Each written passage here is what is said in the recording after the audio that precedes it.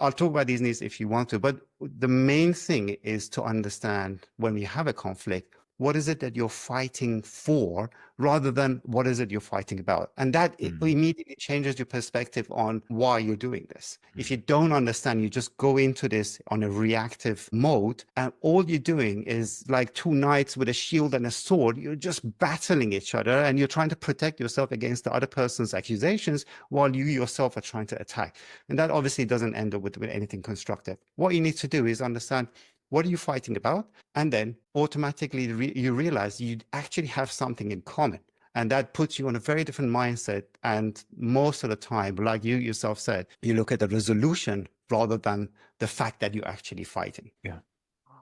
Just to cover that off, Peter, what are the three needs? Sure. Okay. So the three needs in any relationship, the first need is that we want to feel connection. Now, what that means is intimacy. We need to feel that we're taken care of by the other person. We need to make sure that the other person cares for our well-being. And this need for connectedness is extremely important.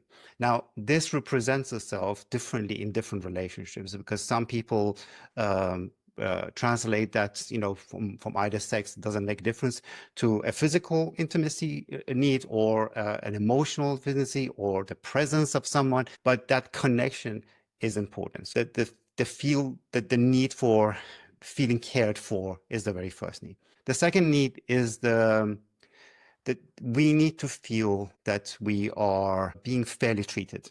So, which means that our priorities are as important to our partner as our partner's priorities to us, and that our advice is as important. So if I'm, for example, I'm making an example just to make that easier. If we have my wife and I have a fight about how to bring up the kids, we need to understand that I'm not just going to just listen to whatever she says or vice versa, because our upbringing are as important in terms of priority as each other's. If one person feels that their priorities are always worth less than the other, then this discrepancy creates a problem. Then you always feel like, well, I'm not taken seriously enough.